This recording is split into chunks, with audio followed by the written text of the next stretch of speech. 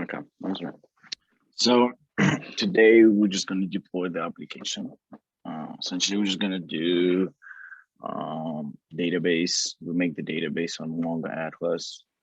Then we'll deploy the backend, and then we'll just deploy the front end. Shouldn't take any long. For the backend, we'll just use Hiroku. I mean, it's just the easiest thing out there, just for the small applications. And then for the front end, we use Vercel. So I'll show how to kind of navigate around and how to deploy it really fast. So let's start by creating the database that we're going to use in production. Let me share my screen. Just step one. Okay, let me get everybody here.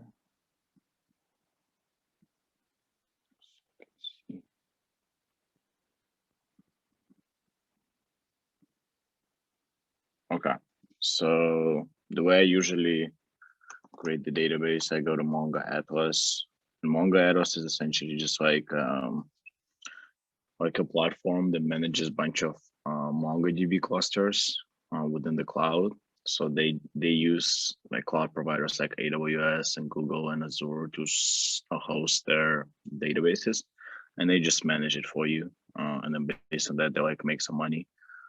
For example, like if you have like a specific cluster, if you want a lot of storage, you have to pay because the free one is only like half of a gig, pretty much. And then you also, if you need additional features, you also need to pay. So we don't really care. We'll just use the simple one. We can just hit start free here. Like I already have an account, so I'll just sign in.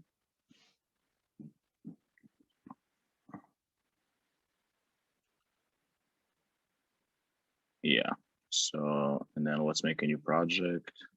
Let's call it Rate My Course project.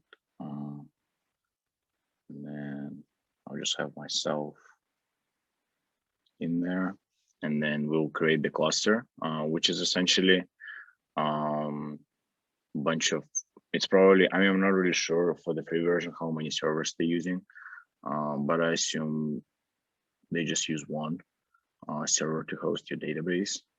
So right here, you can choose different cloud providers, wherever you want, like up to you. Actually, since I never use Google Cloud or Azure, let's actually try it just for fun. I always use AWS, but it's free anyways. So let's try Google Cloud. I'll create the cluster, which essentially I think what they do like under the hood is that they go to Google Cloud, they like rent a server. Like they don't have, like they already have the server. So they start up that server for you. And then essentially like they give you credentials how to connect to the database within that server. So you can't really access the server itself. You can only access the database that's being hosted on that server. In a simple words, also, it's like, if you think of it like previously we just ran the database locally on our local machine, and our local machine is also a server. So they just mimicking the same thing, and they having like a server on a cluster, and then they within that server they just run the database, and we'll just connect to it. Then once this connected out, once this is created, I'll show how we can easily connect to it. And there are tools the same for the SQL database, I think. Say used, I forgot, those Elephant SQL, something like that. They also make clusters and allow you to deploy databases. So if you don't want to do, if you don't want to pay money to host the database yourself, and you kind of need a free tier version of it, just use the services. It's very easy. I used it for a bunch of applications. So actually right here, they actually say they create 3 servers. I think the way they do it, so they have like the main server where they have the database, right? So, and then they have 2 replica sets, which is essentially 2 copies of your database. So for example, one time we dropped the database in production, but we only dropped like the main database. So the replica set still had all the changes. I essentially like served like as a log of all the changes. So I just reran all the changes again. and it was back up. So that's why there were like 3 servers. I don't know much about databases, being honest. Just one thing I wish I learned more in Vandy, but I have a general understanding of how it works. Let me try to refresh, but it's almost done. And then meanwhile, we can give it a network access. So essentially, like we want to be able to access that application from the server that's our backend is hosted. Like for the security purposes, you should actually specify the IP address where you're going to connect your backend from. So for example, if you're going to deploy your backend to the server, that server will have a specific IP address. So you should say like right here, you should specify the IP address of the server you're going to connect with from. But since we don't really care for now, we can just allow access from anywhere, which essentially tells you that you can connect to that database, that cluster that hosts the database from anywhere in the world, and you're not limited to any IP address. Does that make sense? Okay, so we'll just confirm that. Yeah, so it tells you right here, you will only be able to connect your cluster from the following list of IP addresses. I think it's still deploying, so yeah. And then we also need to be able to generate some credentials in order to connect. So in order to do that, we need to generate a database user. By the way, just like everything that I do here, you can like do it yourself. For example, if you just go to the cloud provider and you rent like the cheapest server, and like some of them are like with a free tier, it's like free for a year. All you have to do is like you just make the database and you create the database user. But it's like sometimes there's no point just for small applications to do it yourself when you can just use some provider that does it for you already. So here I'm just creating the database user that we're going to use to authenticate to the database. So I'm just using rate my course, and then I'm going to auto generate secure password, and I'm going to copy it. And let me actually hide my screen for now, so I can copy the password, so we can connect to it.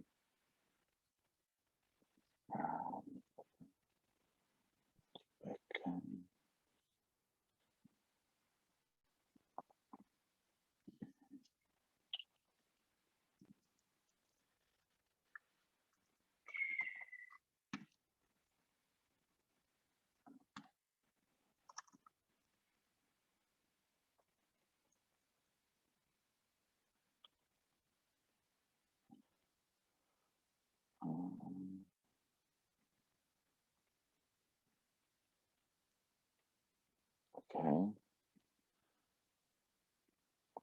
Share back. It's just something I saw a lot of streamers would do, and they'll just hide it, and because you don't want to. I mean, some streamers, everybody, you don't want to show anybody the database password. So we have the user. So this is, we're going to use that user to authenticate database, as I said, and it's going to deploy our changes. And I think it's already deployed the network access. So all the IP access whitelisting. And I think we create the user right here, read write any database. You actually can like edit different roles to specific, like if you have, so it's the cluster, so you can host multiple databases on that cluster technically. So you can allow different users to access specific databases. It's just a nice tool if you want to kind of explore MongoDB and see what you can do. Like Mongo Atlas is awesome. So once it's deployed, I can actually already look in because it's deployed. It's just doing the changes. It shows the 3 nodes, which is essentially the 3 servers that's running. One is primary, as I said, and 2 secondary. No operations, no connections. Here, collections is where we're going to have our data. It doesn't have any. We can load a sample data set, but we don't really need to. And then here in metrics, shows you a bunch of just information about your server. So a lot of things, I don't really use a lot of them anyways. So here's we deployed the database pretty much. And now we need to do what we need to do is we need to connect to it. So let me go to the backend code and I'll show you a little bit what I had to change in order to connect to it. So let me go here and then open the repository. So the way you usually connect to database, you use some sort of parameters. The most common ones are you just specify the host. Host is essentially the IP address that database is being hosted. You specify the port that the database is being run at.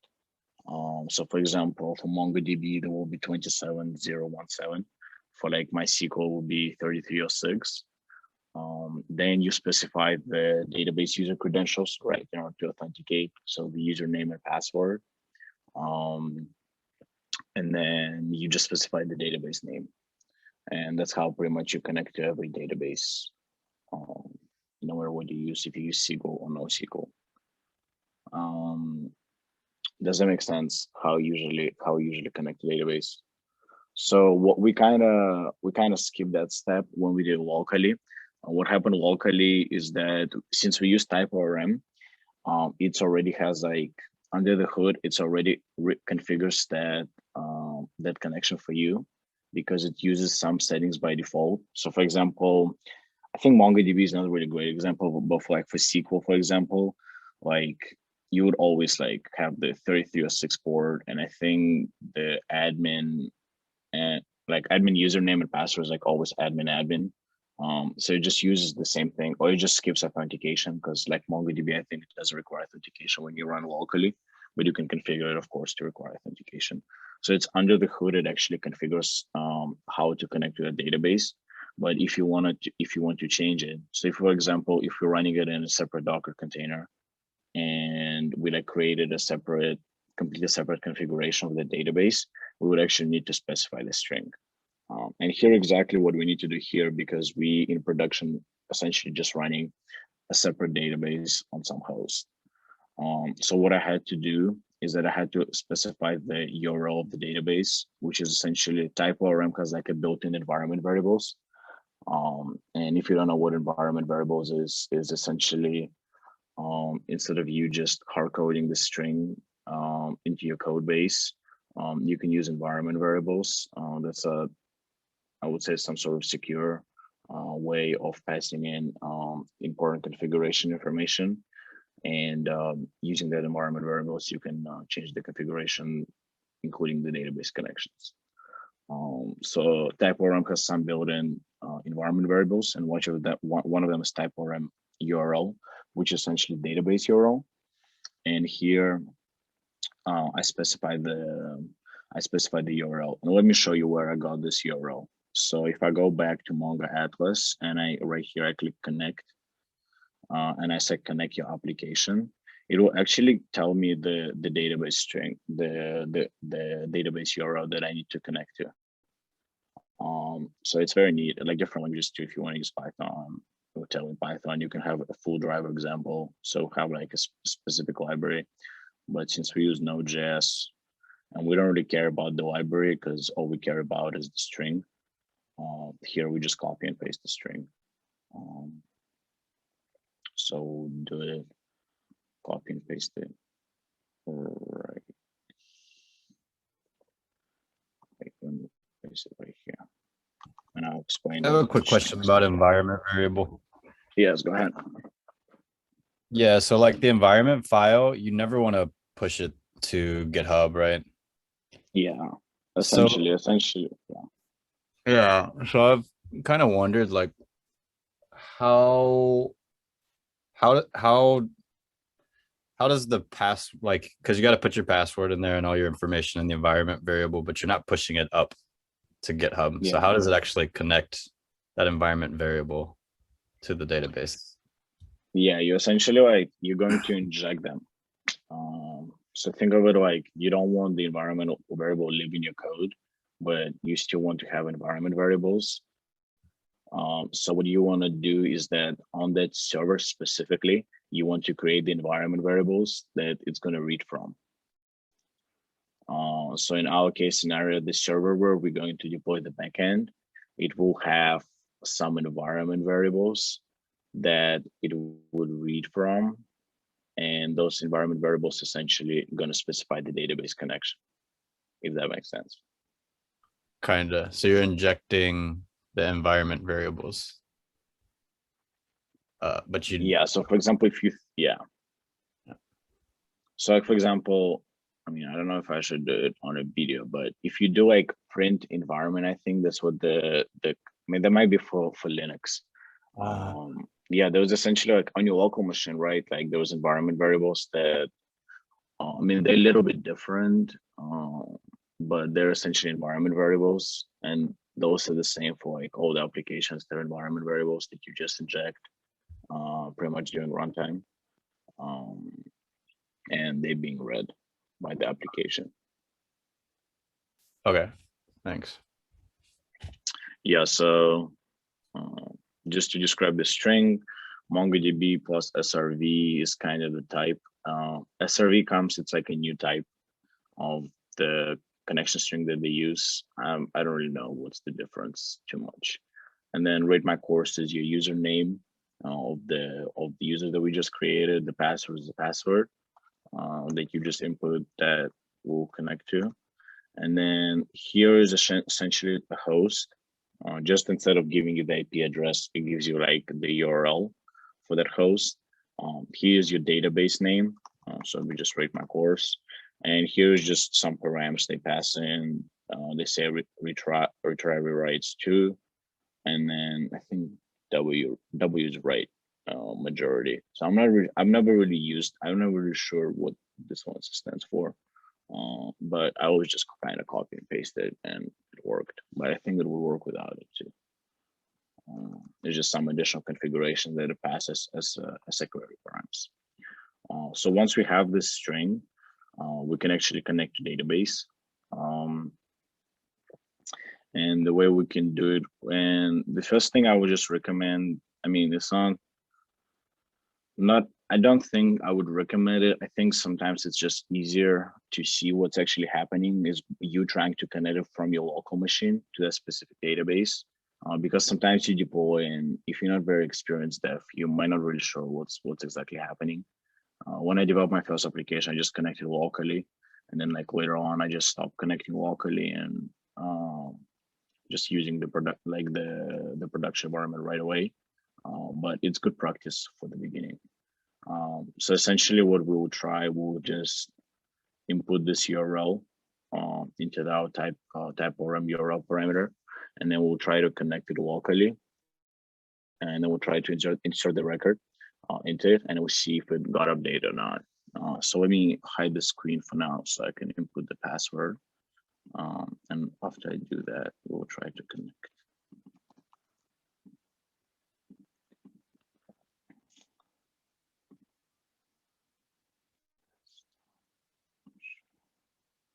Yeah, perfect. So I inputted the password. Then now let's try to actually run this. So npm run def.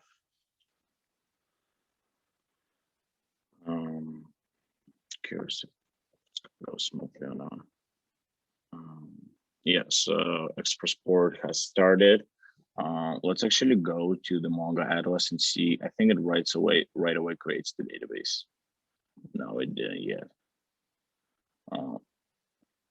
Okay, let's actually try to insert the record then, and then we'll create the database within that cluster. And by database, I don't mean like inaccurate when I say the database. Database already exists. We just inserting like specific collection, specific tables into that database, and it doesn't see any right now. So we are going to post to the course and insert the course. Just something simple like this. So it return a success and return us the ID of the course. So if we go back to the Atlas, we refresh the collections, we should see the database and the record that we just inserted. So we see the rate my course, and we see the course essentially entity, and a course entity has this type of data. So that's exactly the same that we just received back. And Mongo Atlas is kind of nice on that. Some of the SQL providers are not really good about this, so you have to dig a little bit more. But Mongo is really nice. You can see all the record. You can actually modify them. I think you can just copy them too and duplicate them. So yeah, so that's one of the courses we inserted. And now let's actually try to deploy the backend. So does the database part make sense? Okay, perfect.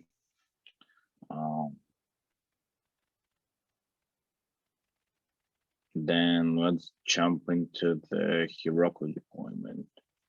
And before I jump, I can kind of explain what Hiroku is.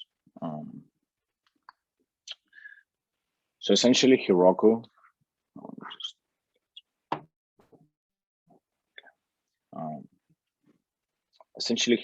is just it's a solution that's built on top of the cloud providers, which is kind of similar to what MongoDB Atlas does, but just with the pure servers. So for example, if we go back to MongoDB Atlas, all it does is that it creates up the cluster somewhere on the server, and then you allow it to create the database within that cluster, which is cluster essentially just servers under the hood. So what Hiroku allows you to do is that it creates the servers for you where you can deploy your application. So it can be anything. You can actually deploy, I think you can actually deploy database to the Hiroku too. You can deploy anything you want. So just more flexibility on what you can do.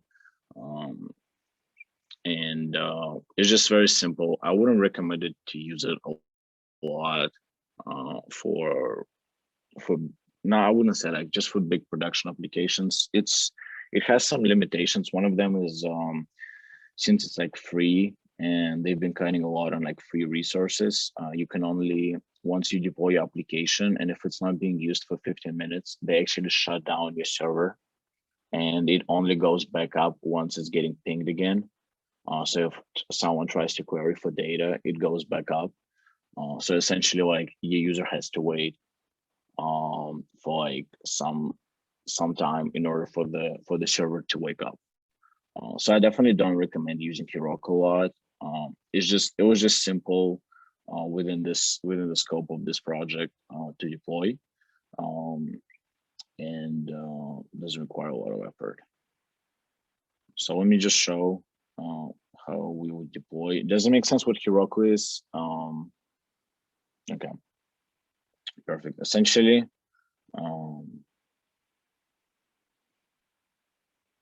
I just kind of open up deploying Node.js apps on Hiroku. It says specify the version of Node. We can actually do that. I'm curious if we specified it already or not. We can specify the version of Node and package JSON. Yeah, it doesn't have the engine, but let's do it. 14.x. And then what it says is that just some configuration about your package JSON, how you install the dependencies, and you need to specify the start script, which is essentially going to be used to start up your application. And then essentially it offers you to run it locally, but we don't really need it. We just want to deploy it. So the way you deploy it is that I think it's connected through your Git. So the way you do it, you push all your changes to the GitHub, and then you can connect your repo to the Hiroku, and they will automatically redeploy your application. That's the easy way. Another way is just use the command line. So let's actually commit all the changes that we made. So git commit.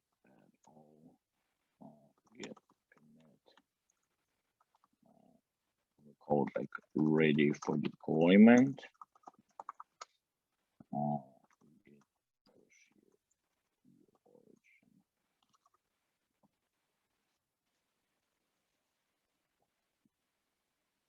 So we pushed it to the GitHub, and now let's actually do the Hiroku command. So first one is Hiroku login, which essentially just logs you in a browser. You don't have to do anything. So you're logged in now. Now we do Hiroku create, which is essentially going to create the app for you. So it's done very fast. And then now you're just gonna push your branch to the Hiroku, which essentially just give push Hiroku and name of the branch. And then we'll try to build everything. So it would fail in our case. It won't fail. So it will successfully deploy the application, but once the application start running, it would actually fail because we didn't yet inject the environment variables. This is what you ask for. So we actually need to inject the environment variables for the database. So it got deployed. I think you can do like Hiroku logs, and you can see. Yeah, so we can see right here. It says TS node not found. Okay. And then this is probably not part of the PM. So we got a different error. So we got an error that TS node wasn't found in Hiroku, which is fine. It's probably something that we install globally, locally. This is another reason why we use Docker containers, because I have TS node installed locally as a global variable, and it's not installed as a dependency. So it would fail on Hiroku. So I would just need to install it. Let me see. Let me just Google it, how they want it. Yeah, so I just need to install a new dependency list. That's all I need to do. So just npm I ts node. So that's done. And then I'm just going to add all of them. Get commit add ts node. Get status. And I'll just push it to the master branch. So you have to update your master branch remote before you push it to the Hiroku. So now you just do the command that we did. Git push Hiroku master, and that will push the application again.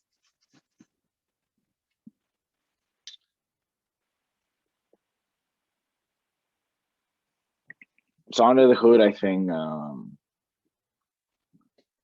the Hiroku is essentially just a huge cluster, kind of similar to what's in Atlas, based on different regions, and it just like spins up new Docker containers. That's essentially just like separate OS instances. So I know Verso is essentially just another provider just for the static applications front end. They use Kubernetes under the hood. And it just spins up different instances, different Docker containers. So I think we got the same error. I don't even know why, but let me see. Do you have to make the proc file? Yeah, do I have to make a proc file for that? I think so. Let me see. I think we actually deployed to Hiroku with okay, so it says we can do the build command. No, just see. No, I think let me actually check, because for another application, so let me just stop sharing for a second. And I think for another application we used we still used Hiroku and it still worked. I think it's just TS node doesn't work. So I can check really fast what's going on. I think we use TSC instead. We still use TS node to start. That's weird. And then build. So for build we use TSC, and then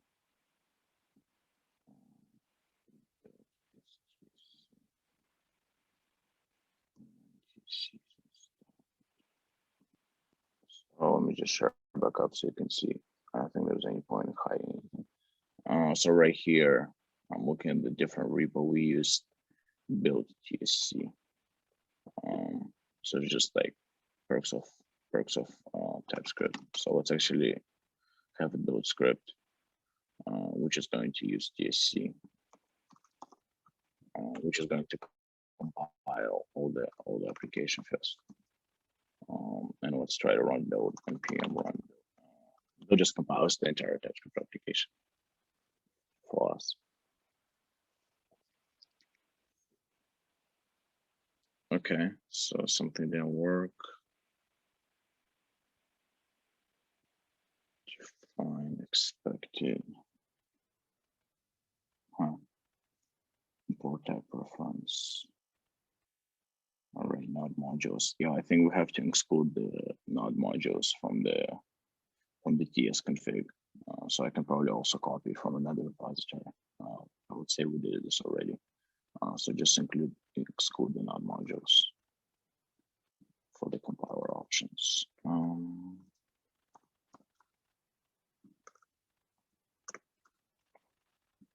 Don't have any source tests. Let's try to run a build again, and then I think on the once we deploy it, it will actually run the build first, and then we'll start. It actually doesn't want to work. Did I save it? Exclude node modules. It doesn't. Jeez. This is weird.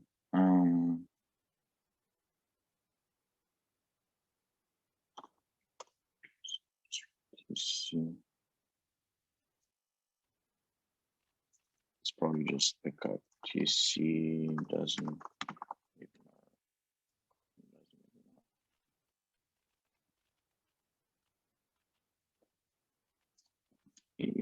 I'm doing wrong here. Skip lib check. Okay. Maybe I specify run command in the config file. So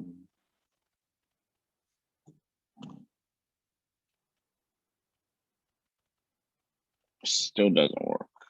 Let me see what TypeScript version we use.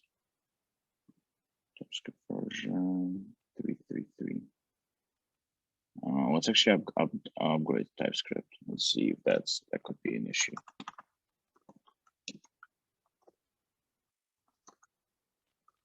TypeScript.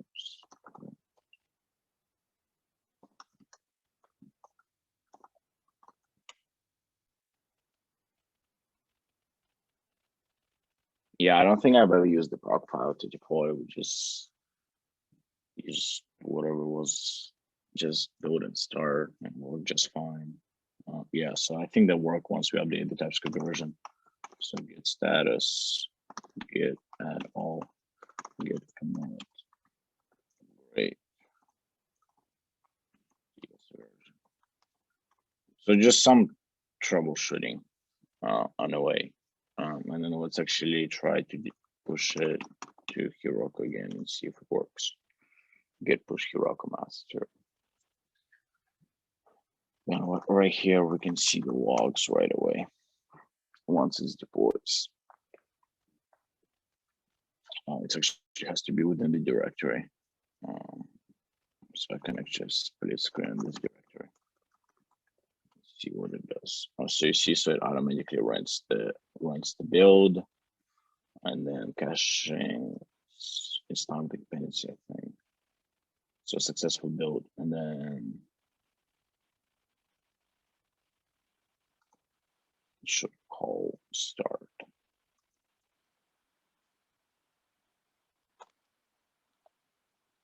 Okay.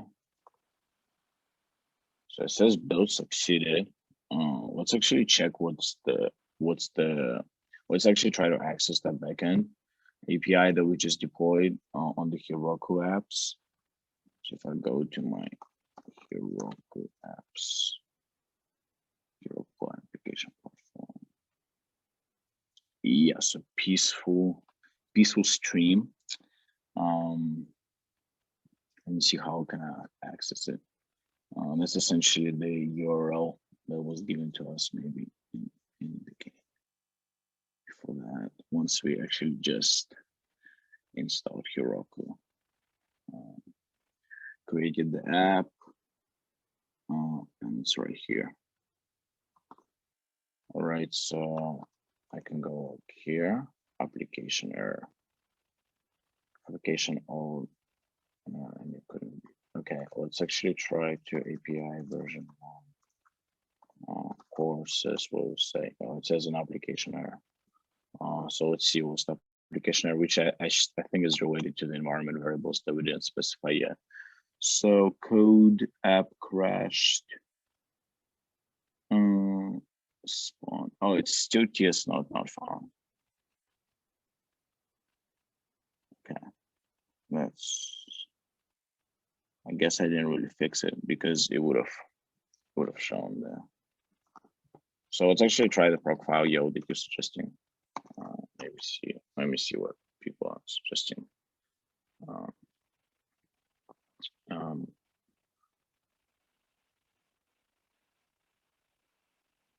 I suggest moving to dependencies. So let me see if TS node is in dev dependencies instead of being in dependencies.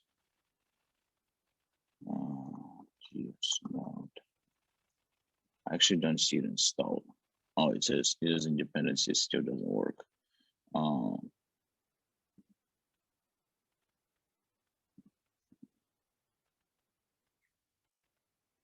Node and then date port, npm dependencies, and then date Hiroku, build packs, profile. You haven't. Pushing Christ. Just no, it's weird. I would assume it should work. But it's also, I think there's one also good point about the port that I also missed, because we also need to make the port as an environment variable. Because Hiroku would assign its own port. And now we're just defaulting it to 5,000. So let's actually make a new variable called port. And we'll just pick it up from the environment, which essentially say look for the port in environment variable. And if it doesn't exist, just assign it 5,000. And we'll just have it here. This can be just commented out code. And then node this. Curious if for start update port for the cloud provider, if I can just use just now. Let me see what we did on another application. Maybe that would help a little bit. I actually think I was looking in the wrong place. So we have TS node here, and then here is our package JSON, and where's TS node? Okay, so I actually didn't install TS node. That's I think that's TS node here. Oh, it's in dev dependencies. Okay, that's why. So let's actually try to install it to dependencies. So as we read in that comment, it says it doesn't pick up the dev dependencies once it's deployed. So let's uninstall from the dev dependencies and let's move them to the TS node. And let's move it to the dependencies.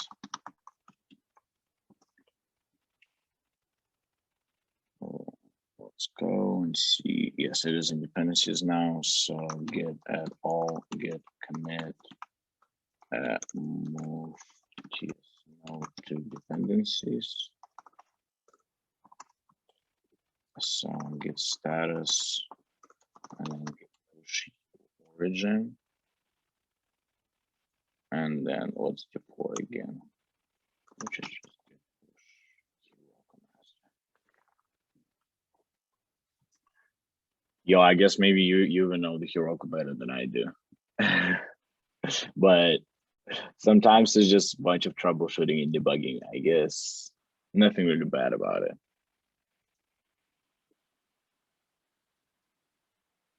But as you can see, I think you just Google and then it should. Okay.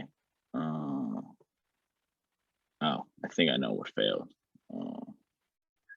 I don't know how to write JavaScript because this should be actually 2. Okay, here we go. Get status, get all build error.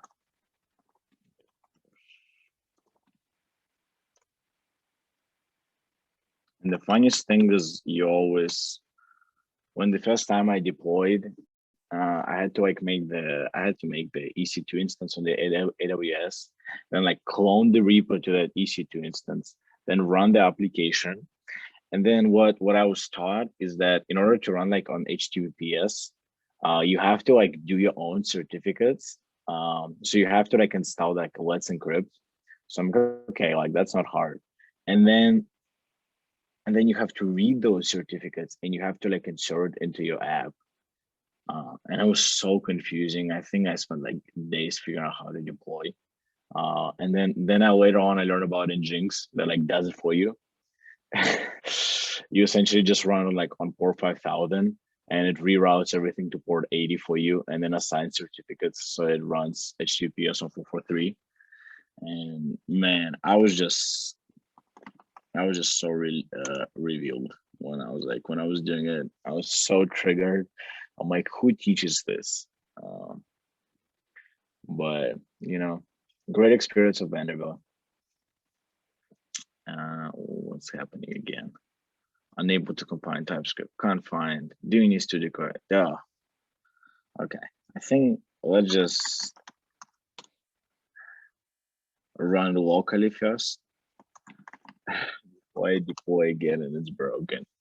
But I didn't install the types for the TS.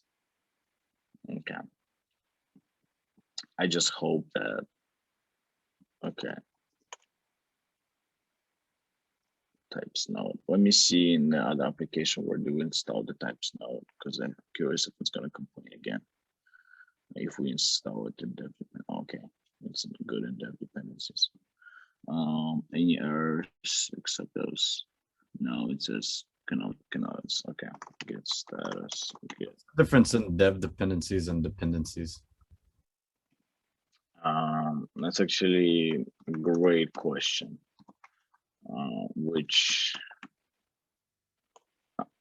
I think some. Here's how I think of it. Essentially, you have like the main dependencies that you use during the runtime of your application, and you have the dev dependencies that you only use in order to build your application. So when you actually load the bundle to the, for example, on the front end, when you load the whole application, you actually only load dependencies.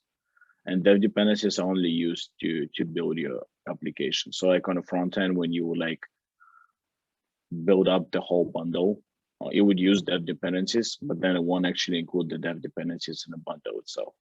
But the core dependencies are included because they're necessary for the runtime. I think there was definitely more theoretical and better answer for that, which I simply don't know. I think it's like one of the areas I always was very negligent of how I did it, because I just kind of went with the flow and installed everything as I just look at npm and whatever they do. That's how I did it. But that's not always the best thing to do. Sometimes I think a lot of dependencies need to be in dev dependencies instead of dependencies. Otherwise, your application becomes too heavy. So still getting there, which is no bueno. I don't actually see types node. This isn't dev and it still doesn't like it. It says exit status 1. Let me see. Do you need to install? And it actually doesn't fail locally. So let me see That's another issue that I just don't understand how it works.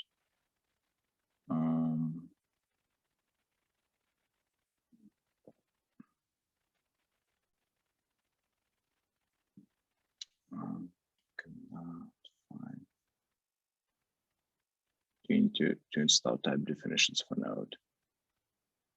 Process is also, I think process is actually coming from process environment port. Let me see actually this, there was this huge Stack Overflow post with all the thing for Hiroku. Process environment port.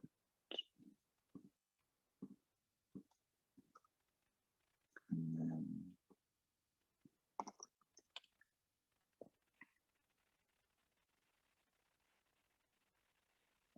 yeah, I installed it, but it's still. So I installed the dependencies, but it still doesn't like me. Git status. Let me try again. Which is weird because it works locally for me, but it just doesn't want to work. Doesn't want to work when we deploy it, which is quite often. And once again, another reason why we use Docker containers. Because if it works locally for your Docker container, it will work. It will work in production the same way. And I still struggling a little bit to understand why is it not. Everything, it says everything is up to date.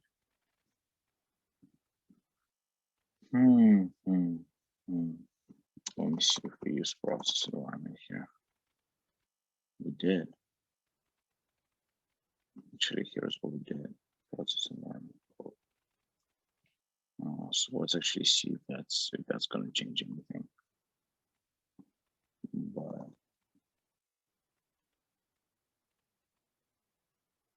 let's try get steps.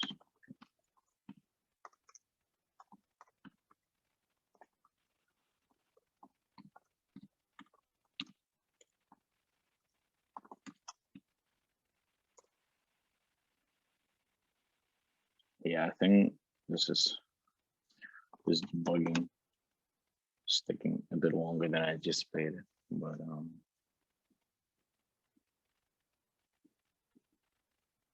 we'll essentially fix it. I'll try to run it locally again, just to see if maybe I'm missing something.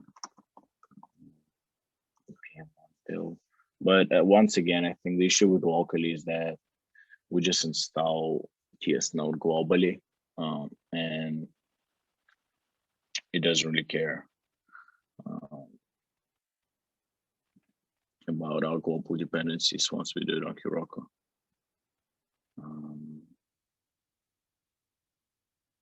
But it's weird, it like fails on start. Port variable. I'm not sure if I even need to specify, but probably I do. Yeah, it has to be the port environment variable. That's what I write in the description. So I do have to specify.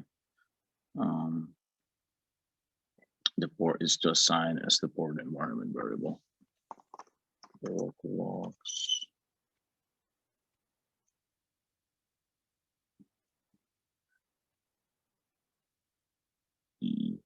Same error. When you go to compile, kind of find it. You just have definitions section, compile options to include down. Cannot find main console, try to include down. It also could be the compiler options. So that's, I think, the next thing that I would do. I would look at the TS config here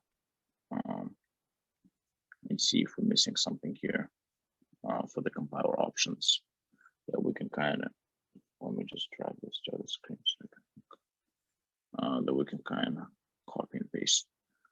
But no, I don't think so. Resolve our directory, model resolution, source map. Our directory doesn't really matter. Model resolution, model common.js, target is 5, image skiplet check. Experimental code types. this is kind of weird. Let's go back and see why it doesn't work.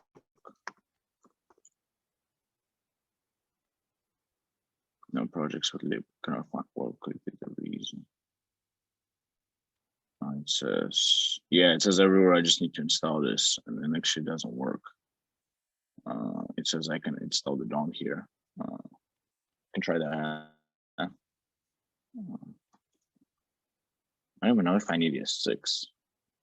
So let's start with that. You add commit. Meanwhile, you have any questions?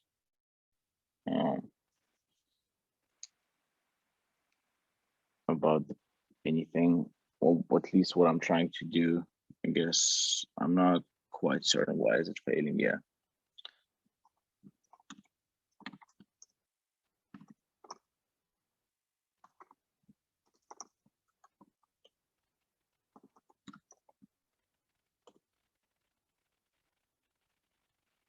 But I do think there's something wrong with the TypeScript config. This is why it's failing.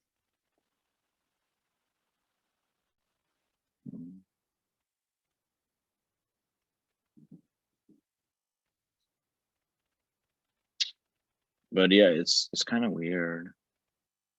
Types reflect metadata, and we don't use. I guess maybe types. Maybe I do need to specify the types. So let's actually do that. We actually do have all this already. So we'll just specify the types. Maybe they're gonna fix it. Right here, get specify types.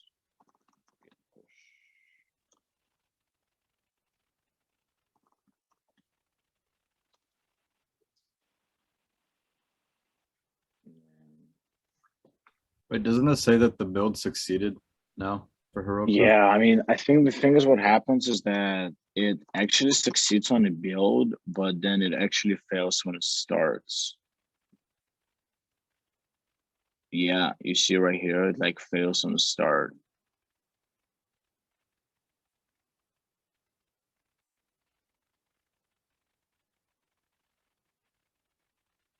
Yeah, I mean, I'm just confused. Like, this is not what I expected to be happening at all. Like, now requires DOM, and yeah, it's just weird. Failed to push, remote rejected, receive hook decline. I guess it even probably it even failed to push here. So let's try again.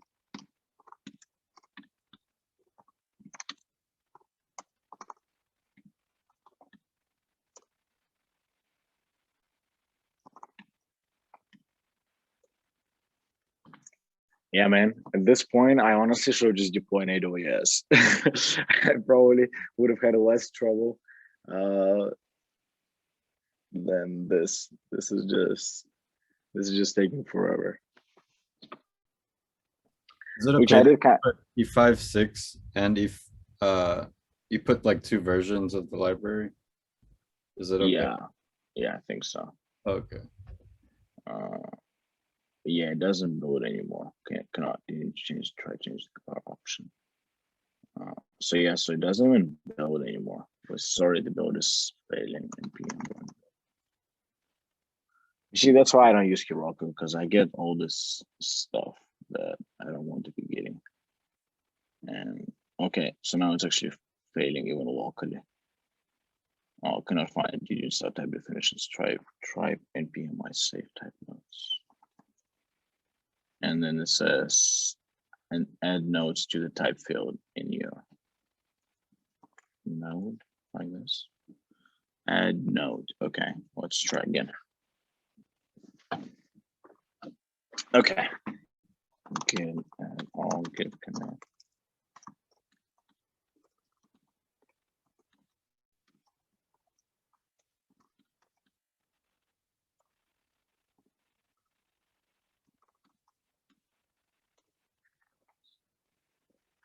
Okay. Still hope we can fix this relatively soon, and then connect to DB and very quickly deploy front end, because front end is easy. And for front end, I might even show the other way through the GitHub repo. So there are two ways of how you can deploy things. One through CLI, another through GitHub repo. Okay, I think so. The build is okay. And then let's try and Hiroku Foxtail.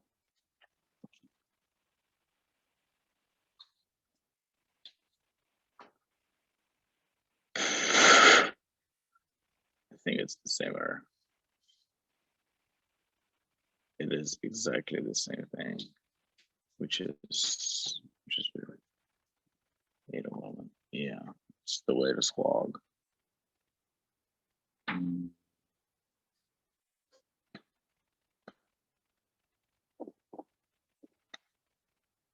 I do have the types node, and I do have the. Let me see.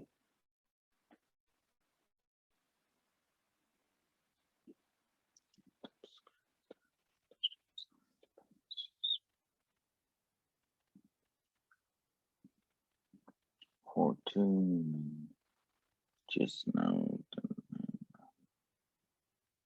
Yeah, I have everything installed the same, which is why it's super weird. I'm thinking that I might just try to move this dev dependencies to real dependencies. Maybe is that gonna help?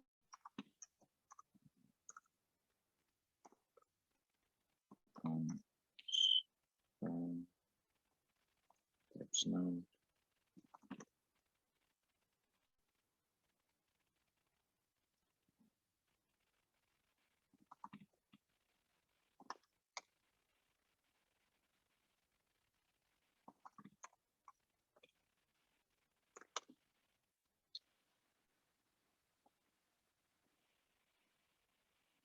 Yeah, I think it works well today, which is weird. But once it gets to Hiroku, it's just yeah.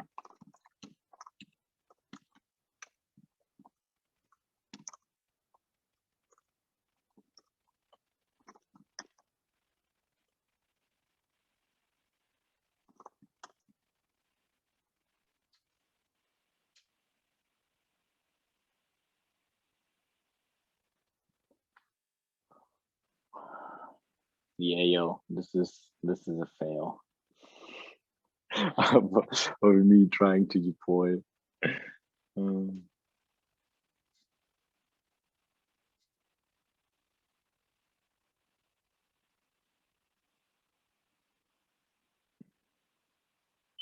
Try to listen to you and use Docker. That's just karma. Can't deploy anything to Hiroku. I just clearly remember when we were in Colorado, we had to deploy the app, and we deployed to Hiroku within like 10 minutes. It was like so blazingly fast. We had like few similar bugs, but then we like resolved them really fast. I guess Saeed is the god of deployment, and I'm just have no idea around it. Okay, I think I fixed it. So now it's actually failing because it can't connect to the database. So what happened is that I just had to move everything to the dependencies. That's how I fixed it. So I think dev dependency is not being recognized by Hiroku. So I just move everything to the dependencies here. That's really stupid, but I just have to deal with it. So now, Hiroku apps. Let me see my apps. Where are my apps? Yes. So right now I actually need to specify the environment variables, and you specify them right here. Reveal config bars, and you just specify the keys. So here's what we're going to do. We are going to just copy and paste everything we have. We need. So add, and then we're gonna use this thing. Oh, which is a config vars. Is it the same as environment? This better be the same. I think it is the same. And then we use this for entities. And then we do type RM walking is true.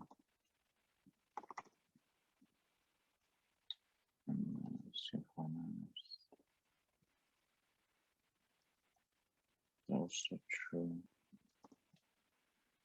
Then database is right in the course.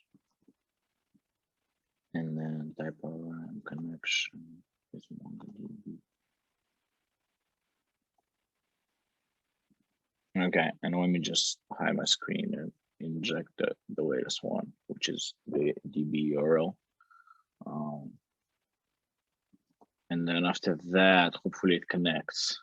I'm just hoping that that works, and then we can deploy the front end really fast.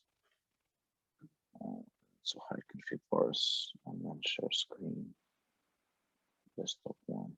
Okay, I'm curious. So now, yes, so it automatically reruns it once you unexpected token JSON parse in JSON position. JSON parse connection options. Connection options in why did it start doing that? I think that's before I specified. Yeah, well, actually, I think I know where it's coming. So let me just fix this really fast. I think it's coming from when we say use unified topology true, it doesn't have to be in quotes because it's already a string by default. So you don't have to make anything a string. Let me see if this is fine. This should be fine. Config vars. So the good thing that I like about Hiroku is that once you update the environment variables, it restarts. Bad auth, it says authentication failed. That probably means I supplied the wrong password. So the way to debug this is either to create a new user or just create a new password for the user in Mongo Atlas, which is I'm just going to create a new password. So right here, I'm just going to edit and edit password, and I'm just going to auto-generate secure password. I'm going to copy it, and then I'm just going to stop sharing for a second. Remove config vars, and I'm going to get rid of that thing. I'll do the copy. Okay.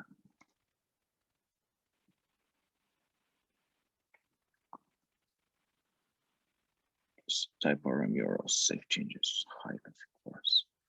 Then let me substitute this in production. Go to sample and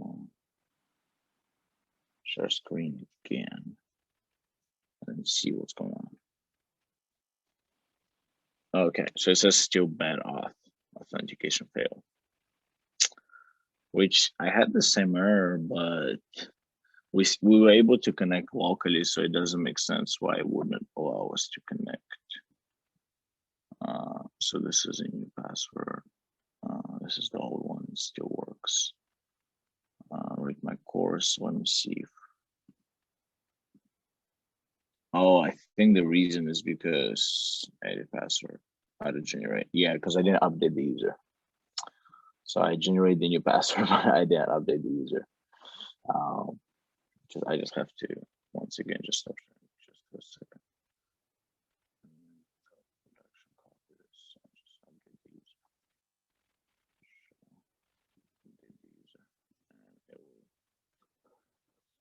Redeploy the cluster. And then once it's redeployed, maybe it's gonna work again. It's kind of weird. I'm curious if I can just do some Hiroku restart. Can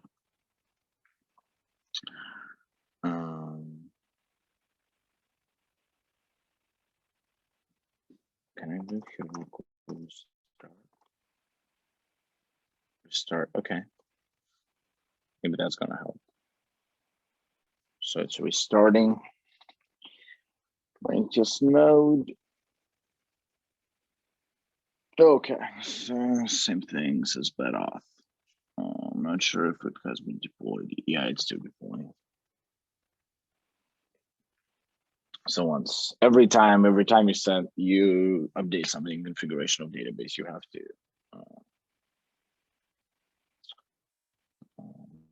to change it. Meanwhile, we can just deploy the front end really fast. So hopefully that will be a success. And I have a rate my course import here. So that's, you just select the options in there. So nothing really complex, not gonna do the build and output settings, has everything. Environment variables. Environment variables essentially, we need the backend API, which we already know. Because we know the URL to the backend. So now we just need to check what's the name of the environment variable, and then I don't remember. I might be going just a little bit too fast right now because we're almost out of time, and I do want this to be deployed. Also, just React backend URL, which is this thing, and then Hiroku restart. It'll actually tell me. Oh no, it doesn't tell me the peaceful overview. It doesn't tell me what's the URL. Peaceful stream. Hiroku. We have to go. Hiroku. So let me restart and then see.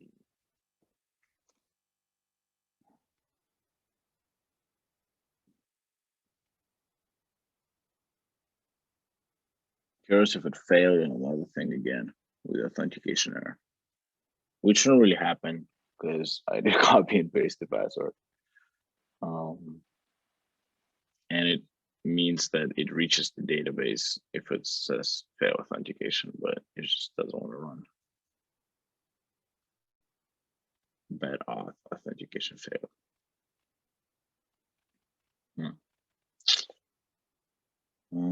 Let me, meanwhile. The username rate my course, like the same name as database name. Yeah, that's fine. You can still do it. It doesn't really matter. Like, I think. Okay. Pretty sure because I connected.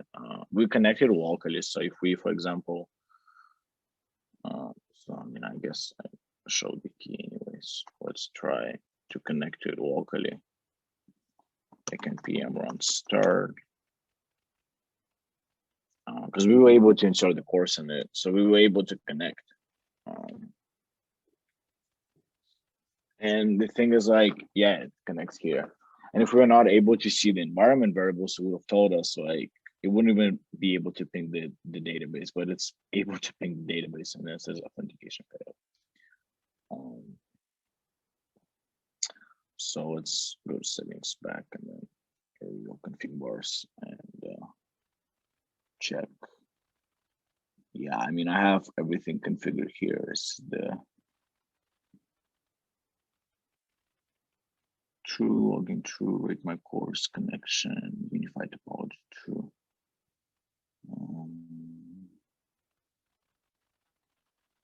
And then this is the same password that I used.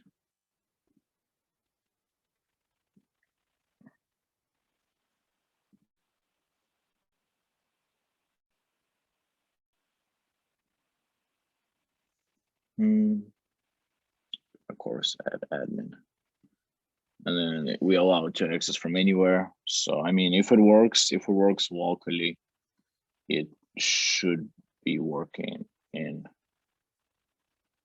on Hiroku too, because it's essentially just the same URL. So I can try to copy this again and paste it.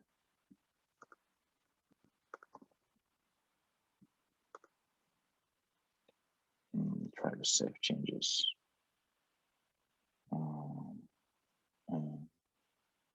It'll restart, I think, but so Hiroku walks. I mean, worst case scenario, we can technically just hard code. Okay, so it started. Here we go. Finally connected to the database. Okay, so here's I just need the link to the link to the backend, which I don't remember. Somewhere on top. I think it's right here. It says git push. Go ahead and git creating app peaceful, and then It was right below the creating app.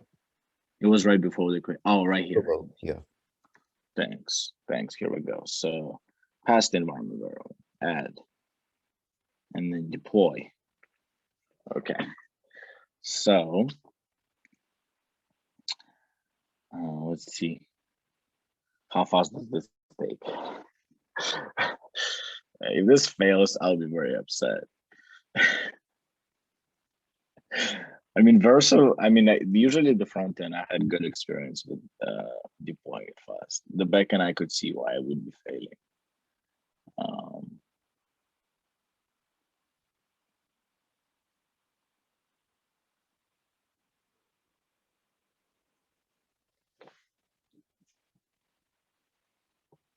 And then meanwhile, we can actually go to that because it's publicly available.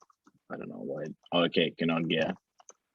Okay, so we actually can get the courses. So that means the API is actually working. So I just went to that URL, the backend URL, and I specify like the route that we want to retrieve, and the browser automatically does get. So I can actually see the course. So this is awesome. So we can actually access it anywhere. And now what's called the fail to compile. That's what happens. I think. Oh, I just fail on everything today. Let me see what's wrong. Fail to compile. It's impossible. Although I might have changed some files a while. Okay.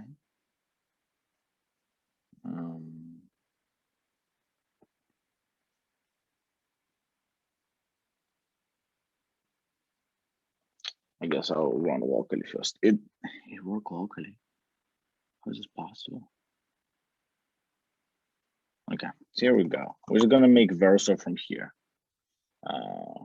From CLI. Hopefully this works from CLI. Set up deployment. Yes. What scope you want? This one. Found the project, link to it. Okay, let's actually delete the project.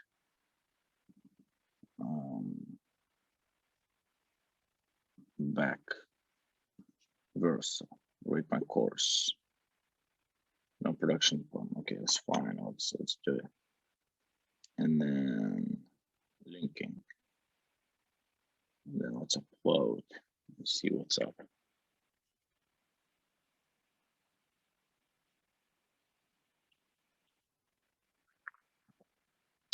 It's kind of weird that it didn't work. It's upsetting a little bit. But it has everything configured correctly. Node version. I even figured out the backend URL. Yeah, right here. Right here, React app backend URL. Okay.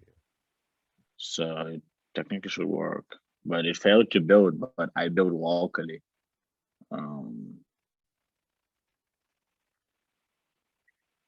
So I think everything that could have gone wrong have gone wrong. This is the greatest way to end the series of workshops by telling everything that you think gonna go wrong will go wrong. I guess everything that you think will go correct will never go correct, especially when it comes to deployments.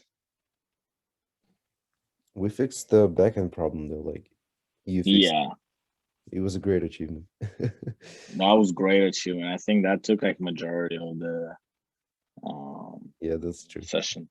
But So now I command yarn file with exit because the missing dependency. Oh man, okay, I know why. Because as much as I love TypeScript, sometimes it's too much.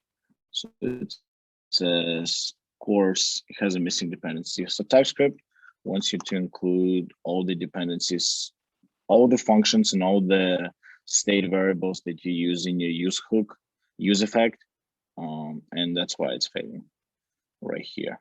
It's and I'm gonna fix it, but disabling this rule right here. Okay. So Verso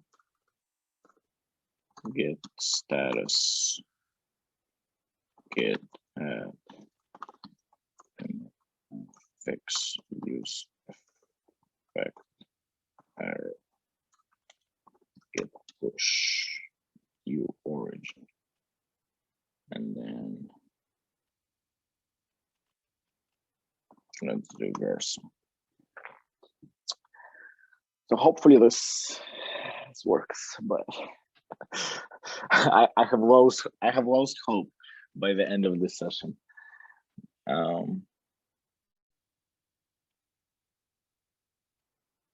It's queued. Oh, which I think once I push, it actually automatically triggers the deployment. Yeah, I think that's what happened, and I queued another one.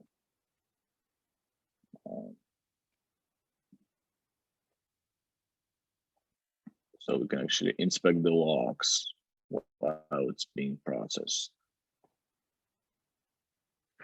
And then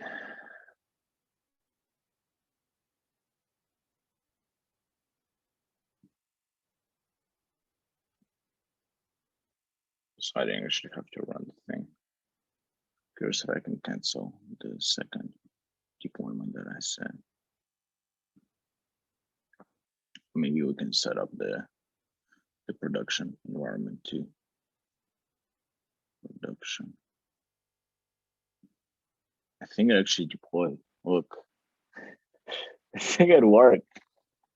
Man, that's what I'm talking about. Rated. Okay, let's show the link in chat and write some ratings. Okay, let me see. This is exciting. Okay, where's the chat?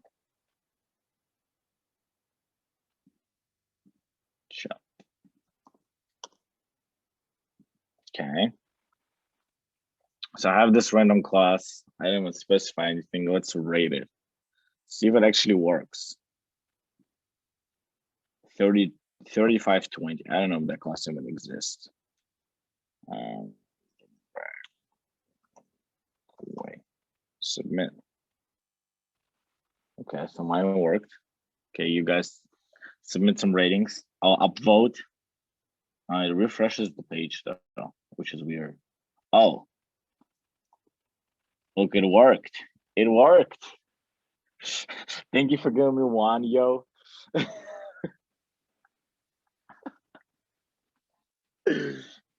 But I think there is a small problem because like I made my rating I think 4, like 5 and 3. And it doesn't show up. 5 and 3. Yeah. What? Okay. And like it didn't show up. Yeah, like I think Man, we have a failed bug. That's what it is. Yeah. What happened? It like didn't show up.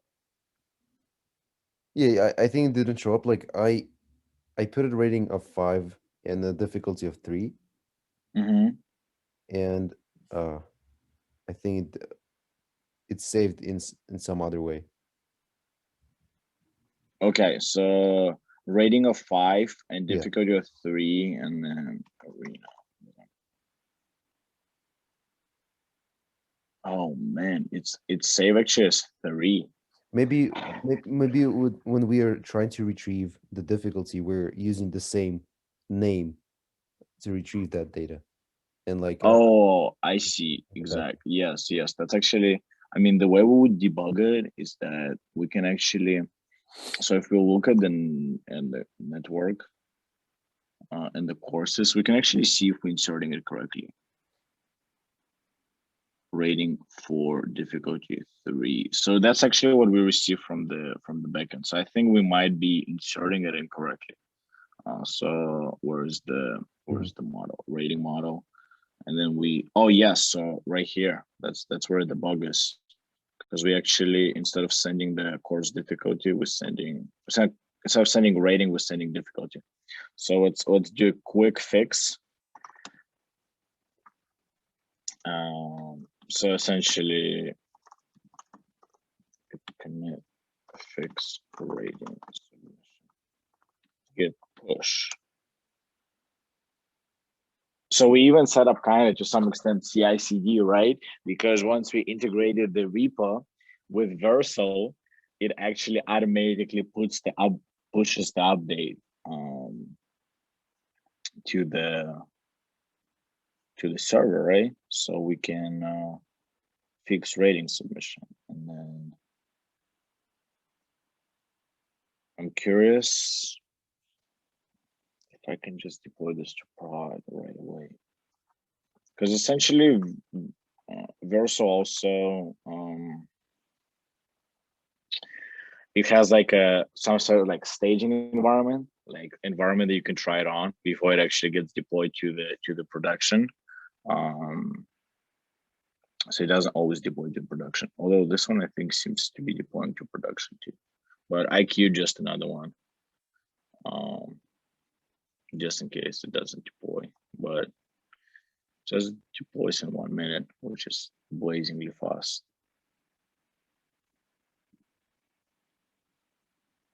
And then we can try it again.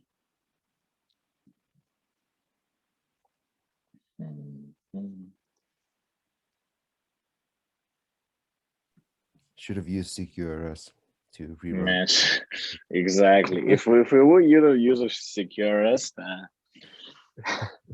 that would have solved all the issues in the world. Okay, so it's done. Okay, so let's do it again. Oh, now it's not found. Okay, here we go. So 5, 4, 2, submit. Oh, it's still 4 and 4, but I put 2 as difficulty.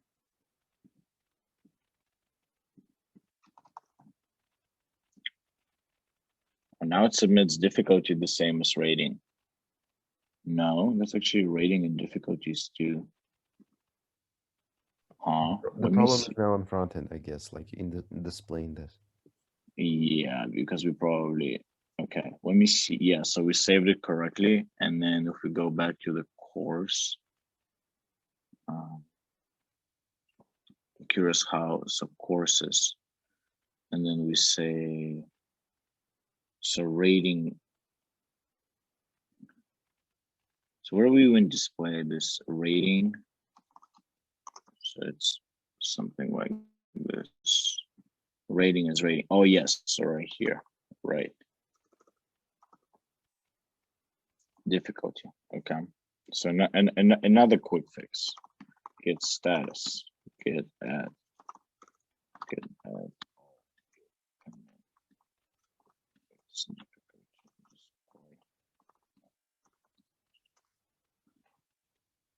So I hope that should do it. But this was fun. You guys got any questions? I'll just deploy it. We're almost out of time. But yeah, this is the fun part of building stuff, is actually deploying applications. So much butt pain.